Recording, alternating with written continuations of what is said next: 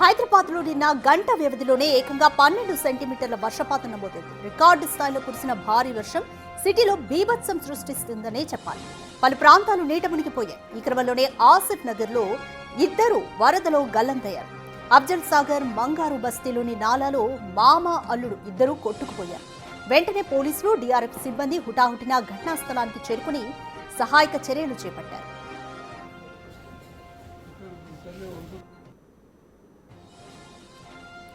నాలా పక్కనే నివాసం ఉంటున్న మామ అల్లులు ఆరు బయట మంచంపై నిద్రిస్తుండగా వర్షం రావడంతో ఇంట్లోకి వెళ్లారు. కానీ బయట ఉన్న మంచం కొట్టుకుపోతుందని అది పట్టుకోవడానికి వెళ్లారు.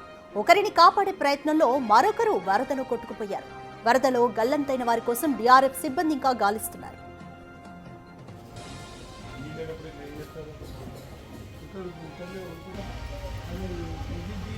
గుండ్లపోచంపల్లిలో ప్రహారీ గోడ కూలి ఒకరు మృతి చెందగా మరో 5గురికి తీవ్ర గాయాలయ్యాయి. రాత్రి కురిసిన వర్షానికి వి కన్వెన్షన్ ప్రహారీ గోడ తెల్లవారుజామున కూలిపోయింది. గోడకు ఆనుకుని షెడ్లలో ఉన్న కార్మికులపై గోడ పడిపోవడంతో నిద్రిస్తున్న కూలీ మృతి చెందగా మరో 5గురు గాయపడ్డారు. మృతుడు ఒడిశాకు చెందిన వ్యక్తిగా గుర్తించారు.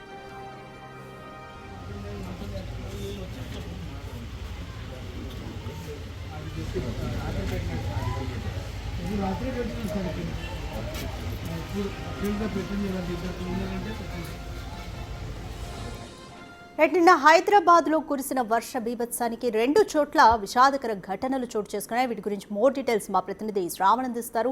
రైట్ శ్రావణ్, ఆసిఫ్ నగర్ లో మంచం వరదల్లో కొట్టుకుపోతుందేమోనన్న ఇదితో ఇద్దరు మామ అల్లుళ్ళు ఇద్దరు కూడా గల్లంతయ్యారు. మరొక చోట ప్రహారీ గోడ కూలి ఒక కూలి మృతి చెందారు. సో కంప్లీట్ డీటెయిల్స్ ఏ విధంగా ఉన్నాయి?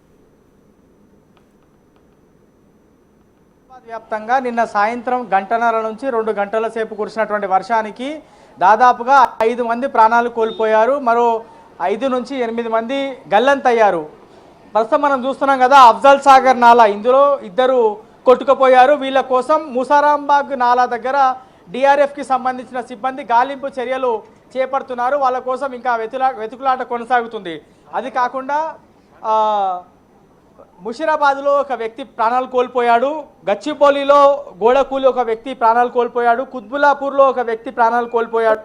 అట్లాగే మేడ్చల్ జిల్లాలోని గుండ్లంపోచపల్లిలో ఒక వ్యక్తి ప్రాణాలు కోల్పోయాడు. ఇట్లా దాదాపుగా 5-6 మంది ప్రాణాలు కోల్పోయారు. ఇంజనీరింగ్ జిహెచ్ఎంసీకి సంబంధించిన ఇంజనీరింగ్ అధికారులు పరిశీలిస్తున్నారు. పూర్తి స్థాయిలో నాలాకి సంబంధించి ఏ విధమైన జాగ్రత్తలు తీసుకోవాలనేటువంటి అంశాలపైన పరిశీలించి ఇక్కడ నుంచి వెళ్తున్నటువంటి దృశ్యాలు మనం గమనించవచ్చు. సో ఇక్కడ పూర్తి స్థాయిలో మొత్తం నాలా మీదనే ఇల్లు ఉంది అనేది క్లియర్గా ఇక్కడ ఎస్టాబ్లిష్ అవుతుంది. మధ్యలో ఇల్లు, ముందు ఇల్లుకి ముందు నాలా, ఇంటి వెనకాల నాలా ఉంది. సో ఈ నాలాకి సంబంధించి గతంలో ఈ ఇళ్ళన్నింటినీ తొలగించాలి అనేటువంటి అంశాన్ని కూడా అధికారులు పరిగణలోకి తీసుకున్నారు. వీళ్ళందరికీ కూడా ప్రభుత్వానికి సంబంధించి డబుల్ బెడ్రూమ్ ఇల్లా లేకపోతే మరో చోట ఇల్లు ఇవ్వాలా అనేటువంటి అంశాన్ని పరిశీలిస్తామన్నారు. వాళ్ళు పరిశీలించలేదు. సో వీళ్ళు నాలాలే ఉండిపోవడం జరిగింది. ఇప్పుడు నాలాలో ప్రవాహం అధికంగా ఉండడంతో నిన్న రాత్రి మామ అల్లుళ్ళు ఇద్దరు కూడా నాలాలో కొట్టుకుపోయారు. వాళ్ళ ఆచూకీ ఎంత మేర లభిస్తుంది అనేది ప్రశ్నార్థకంగా మారింది. ప్రస్తుతం అయితే ముసారాంబాగ్ దగ్గర మాత్రం వీళ్ళ కోసం వెతుకులాట కొనసాగుతుంది. వాళ్ళ ఇద్దరు బ్రతికి ఉండొచ్చా, చనిపోయారా అనేటువంటి అనుమానం కూడా ప్రస్తుతం జిహెచ్ఎంసీ అధికారులు, డిఆర్ఎఫ్ అధికారులు అంచనా వేస్తున్నారు. మనం డిఆర్ఎఫ్ అధికారులతో మాట్లాడితే ఖచ్చితంగా రాత్రి ఫ్లో అనేది చాలా అగ్రెసివ్గా ఉంది కాబట్టి వాళ్ళు ఒకవేళ వాళ్ళ బాడీస్ దొరికినా లేకపోతే వాళ్ళు బ్రతికి ఉండి దొరికినా వాళ్ళు ముసారాంబాగ్ దగ్గర దొరకవచ్చు అనేది ఒక అంచనా. ప్రస్తుతం నయాపూల్ దగ్గర, పురాణాపూల్ దగ్గర, దాని తర్వాత ముసారాంబాగ్ దగ్గర మూసీలో వాళ్ళ కోసం సర్చ్ ఆపరేషన్ కొనసాగుతుంది. 2 ప్రత్యేకమైన టీంలు సర్చ్ ఆపరేషన్లో నిమగ్నమై ఉన్నాయనేది డిఆర్ఎఫ్కి సంబంధించినటువంటి అధికారులు చెప్పేటువంటి ప్రయత్నం చేస్తున్నారు. మనం విజువల్లో చూడొచ్చు, ఒక చిన్న ఇల్లు. ఆ చిన్న ఇల్లు అంటే బయట ఒక చిన్న 2x2 లేదా 3x3 ఇల్లు ఎంత చిన్నగా ఉంటుందో అంత చిన్నగా ఉన్నటువంటి ఇంటిలో దాదాపుగా 8 నుంచి 10 మంది నివసిస్తున్నారు. ఒక్కొక్కరికి 3-4 పిల్లలు ఉన్నారు. వాళ్ళందరూ కూడా ఇందులోనే నివసిస్తున్నారు. ఇంత ఇబ్బందికర పరిస్థితుల్లో, దయనీయమైన స్థితిలో ఇట్లా అఫ్జల్ సాగర్లో పేదవాళ్ళు బ్రతుకుతున్నారని చెప్పుకోవచ్చు. సో నిన్న ముషిరాబాద్, దాని తర్వాత అఫ్జల్ సాగర్, మెహదీపట్నం, నాంపల్లి, యాబిట్స్ ఈ పరిసర ప్రాంతాల్లో 9 నుంచి 10 సెంటీమీటర్ల వర్షపాతం నమోదైంది. దీంతో ఇక్కడ ఉన్నటువంటి నాళాలన్నీ కూడా మళ్ళా మేజర్గా మూసీలోకి వెళ్ళి కలుస్తాయి. సో ఈ మూసీలో వెళ్ళి కలుస్తున్నటువంటి ప్రధాన నాళాలకు సంబంధించి ఫ్లో అనేది చాలా అగ్రెసివ్గా ఉంటుంది. సో మనం దృశ్యాల్లో చూడవచ్చు, ఆ ఫ్యామిలీ మెంబర్స్ అందరూ కూడా ఎదురు చూస్తున్నారు. ఆ ఫ్యామిలీ మెంబర్స్కి సంబంధించి ఆ ఇద్దరు ఆచూకీ లభిస్తుందా, లభిస్తే ఎప్పటి వరకు లభించవచ్చు, అధికారుల దగ్గర నుంచి ఎట్లాంటి అఫీషియల్గా సమాచారం అయితే రాలేదు. మనం ఒకసారి బయట కూడా చూస్తే పూర్తి స్థాయిలో ఇంటి ముందు ఒక చెక్కలతో కూడిన, అంటే నాలా మీద వేసినటువంటి బౌండరీకి ఆనుకొని ఒక చెక్కల మీద పూర్తి స్థాయిలో ఒక బ్రిడ్జ్ లాగా నిర్మించుకున్నారు. దీని మీద నుంచే వాళ్ళు లోపలికి వెళ్ళాలి, దీని మీద నుంచే వాళ్ళు బయటికి రావాలి. ఇంత ఇబ్బందికర పరిస్థితి. దీని మీద నిలబడితే ఇగో ఈ విధంగా ఊగేటువంటి సిచ్యువేషన్ ఉంటుంది. నార్మల్గా నిలబడినా కూడా అటు ఇటు ఊగుతున్నటువంటి సిచ్యువేషన్. నాకు రైట్లో నాలా ఉంది, నాకు లెఫ్ట్లో నాలా ఉంది, నా ముందు నాలా ఉంది. అంటే ఇంత నాలా మధ్యలో ప్రజల బతుకుతున్నారు అనేది క్లియర్గా అర్థం చేసుకోవచ్చు. సో దీనిపైన గ్రేటర్ హైదరాబాద్ పరిధిలో నివసించేటువంటి జనాలకు పౌర సేవలు అందించాల్సినటువంటి బాధ్యత జిహెచ్ఎంసీది. కనీస సదుపాయాలు కల్పించాల్సినటువంటి బాధ్యత రాష్ట్ర ప్రభుత్వాన్ని. ఒకవైపున కనీస సదుపాయాలు కల్పించడంలో రాష్ట్ర ప్రభుత్వం విఫలమైంది అని విమర్శలు ఇక్కడ నుంచి వినిపిస్తున్నాయి. అది కాకుండా పౌర సేవలు అందించడంలో జిహెచ్ఎంసీ కూడా విఫలమైంది అనేటువంటి విమర్శలు వస్తున్నాయి. సో హైడ్రాకి సంబంధించినటువంటి కమిషనర్ మరి కాసేపట్లో రంగనాథ్ ఇక్కడికి రాబోతున్నారు.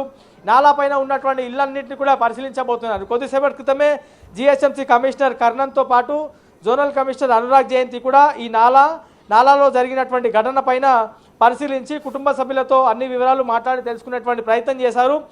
సో వీళ్ళ ఆచూకీ కోసం డిఆర్ఎఫ్కి సంబంధించిన ప్రత్యేకమైన బృందాలు సర్చ్ ఆపరేషన్ కొనసాగిస్తున్నాయి. 2 టీమ్స్ 5 సిబ్బందితో కూడినటువంటి టీమ్స్ సర్చ్ ఆపరేషన్లో భాగమయ్యారని చెప్పుకోవచ్చు. మనం నాలా ఇటువైపు నుంచి చూస్తే నాలాకి సంబంధించి అటువైపు మొత్తం బట్టలు మన ఏ విధంగా అవన్నీ కూడా వాళ్ళ బట్టలే.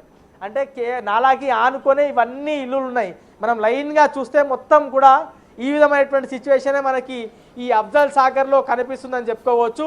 సో దీనిపైన హైదరాబాద్ మేయర్ గద్వాల్ విజయలక్ష్మి మధ్యాహ్నం 3 గంటలకు స్థానికంగా ఉన్నటువంటి ఎమ్మెల్యే మాజీద్ హుసేన్తో కలిసి వచ్చి వాళ్ళకి ఎక్స్గ్రేషియా ప్రకటించాలా, లేకపోతే వాళ్ళకి ఏం జరిగింది, ఎంతవరకు వాళ్ళ ఆచూకీ దొరికేటువంటి అవకాశం ఉందా లేదా అనేటువంటి అంశాలపైన ఇక్కడ ఉన్నటువంటి స్థానిక జనాలకు పూర్తి స్థాయిలో క్లారిటీ ఇచ్చేటువంటి అవకాశం ఉంది. నిన్న సాయంత్రం నుంచి కురిసినటువంటి వర్షానికి దాదాపుగా గ్రేటర్ పరిధిలో 5 మంది ప్రాణాలు కోల్పోగా దాదాపుగా 8 నుంచి 10 మంది గల్లంతయ్యారనేది అధికారికంగా వెల్లడించకపోయినప్పటికీ కూడా ఆఫ్ ద రికార్డులో అధికారులు ఇస్తున్నటువంటి అంశం.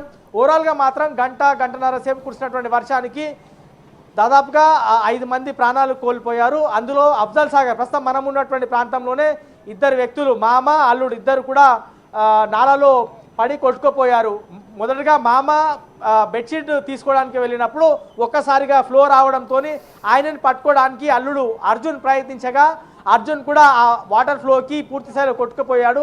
సో ఈ నాలా మొత్తం కూడా మూసీలో నయాపూల్ దగ్గర కలుస్తుంది. నయాపూల్, పురాణా పూల్, దాని తర్వాత కొంచెం ముందుకు వెళ్తే చాదర్గఢ్, దాని తర్వాత మూసారాంబాగ్ దగ్గర ప్రస్తుతం డిఆర్ఎఫ్కి సంబంధించిన సిబ్బంది సర్చ్ ఆపరేషన్ కొనసాగిస్తున్నారు. ఆచూకీ ఎప్పటివరకు దొరుకుతుందన్నది చూడాల్సి ఉంది.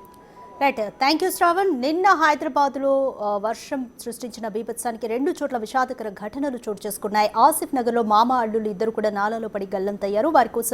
వారి ఆచూకీ కోసం రెస్క్యూ సిబ్బంది అయితే ఇంకా ప్రయత్నాలు చేస్తున్నారు. మరొక చోట ప్రహారీ గోడ కూలి ఒక కార్మికుడు మృతి చెందగా 5గురికి తీవ్ర గాయాలు.